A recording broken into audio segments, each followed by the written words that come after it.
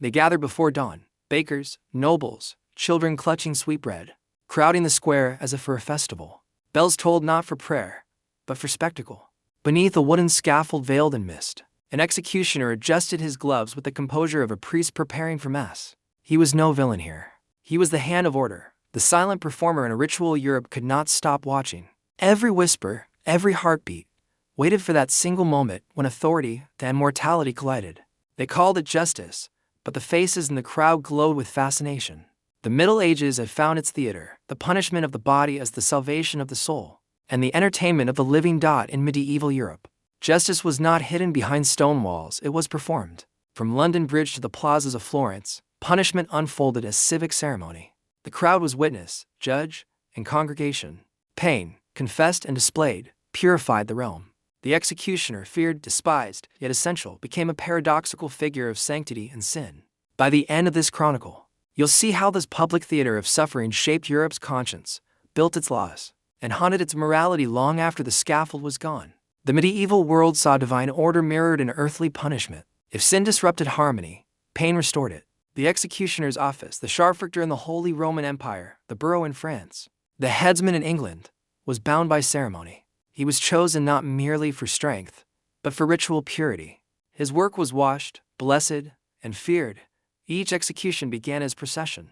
The condemned was led through streets accompanied by priests and officials, chants echoing through narrow lanes. The people followed, clutching relics or children, murmuring prayers, not always for mercy, but for spectacle. The journey ended at the scaffold, raised high so all could see. The crowd believed that witnessing was part of redemption. Seeing justice done meant sin purged from the community.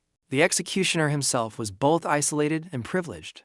Towns gave him a home on the outskirts, part pariah, part guardian. He was forbidden to dine with citizens, yet consulted for healing. For he understood anatomy better than most physicians. His tools, meticulously cared for, were symbols of civic authority. To mishandle a sentence was not mere error. It was sacrilege. Sometimes he wore red, the color of both blood and sanctity. Sometimes black to mirror death, but behind his mask or hood, his identity was known. Children crossed themselves when he passed. Women looked away. Yet on execution days, those same citizens cheered his precision. The first whisk comes here. Europe's fascination with justice was also a fascination with control. Watching the condemned die was less about punishment, more about reaffirming who ruled the body and the soul. Could faith and fear coexist so comfortably on the same stage? By the 16th century, execution had evolved into civic ritual of astonishing choreography. Chronicles from Paris, Nuremberg, and Prague describe entire days scheduled around public punishment. Markets closed, musicians played hymns, and officials recorded every gesture in meticulous detail. The event was not barbarism, it was theater of order at dawn. Scaffold boards were scrubbed with vinegar and blessed with holy water. Magistrates read proclamations while heralds blew horns. The condemned knelt to confess.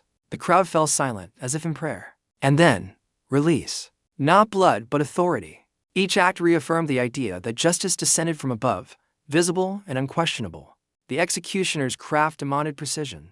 Contemporary records reveal guilds of executioners, teaching technique and ritual formality. In Germany, apprentices trained for years, learning both the gestures and the ethics to serve law without hatred.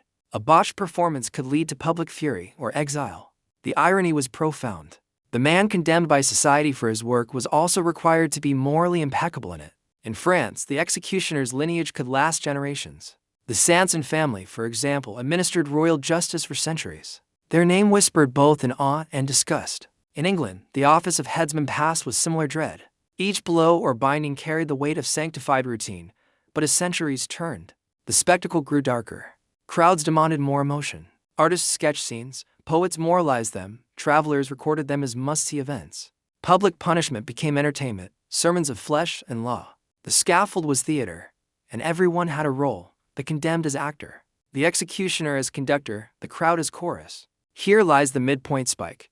Europe had turned justice into performance, and mercy into applause. Who, then, was truly guilty? The one who wielded the blade, or the multitude that demanded it? The 18th century brought refinement and contradiction. Enlightenment thinkers denounced cruelty, yet cities still crowded around gallows. The rhetoric shifted from punishment to deterrence, but the spectacle remained. Executions were moral theater, meant to educate by fear. Pamphlets printed accounts the next morning, often embellished into legend. The executioner's life was a study in paradox. In some towns, he practiced medicine in secret, using anatomical skill to heal even as he destroyed. Others brewed elixirs said to protect from corruption. Superstition clung to them. Pieces of rope or gloves from the scaffold were sold as charms. Pain had become commerce. Yet even as the guillotine later promised humane efficiency, it preserved the show. In revolutionary Paris, thousands watched the blade fall daily, children on rooftops, vendors selling souvenirs. The same moral hunger that once sanctified punishment now disguised itself as equality. The crowd was no longer witness to God's justice, but to the people's. The performance continued. Only the script changed. Letters from witnesses revealed complex emotions: pity, exhilaration, horror, relief. To see death in public was to confront one's own mortality, safely distanced. Philosophers like Michel Foucault centuries later would argue that these ceremonies were not remnants of savagery, but instruments of control. The body made message, the crowd made participant. At the darkest revelation, Europe's notion of order rested on the visibility of pain. The executioner's blade, the scaffold, the ritual prayers, all reinforced a single truth: authority lived through fear. When the 19th century finally hit executions behind prison walls, Europe's streets fell strangely silent. For the first time in centuries, justice retreated from public view. The disappearance of the scaffold left a void, a quiet unease. Newspapers filled it with printed drama, novels with moral agony, theater with reenactments. The ritual persisted in imagination. Executioners vanished as hereditary offices, replaced by bureaucrats, but their legacy lingered. The fascination with the spectacle of punishment migrated into art, literature, and eventually cinema. Goya's paintings, Dickens's reports, Dostoevsky's recollections, all born from memories of public ordeal. The crowd's hunger found new forms, the moral tension unchanged. Modern psychology calls this the witness paradox. People abhor violence, yet cannot turn away from it. The medieval crowd lives on in every headline promising scandal or justice served. The scaffold was dismantled, but its architecture persists in the human mind. The final moral weight falls here. What was once public purification became private curiosity. The executioner's craft taught Europe how to stage morality, how to watch suffering without guilt, how to make control look righteous. The lesson endures long after the torch is dimmed. The scaffold has rotted, the crowds dispersed, but the silence they left is heavy. Every civilization must decide how it performs its justice, in light or in shadow. Europe once turned pain into ceremony, convinced it was holiness. We still carry that inheritance, the urge to watch, to judge, to find meaning in another's fall. Next time, the poison crown, how one dinner ended a dynasty.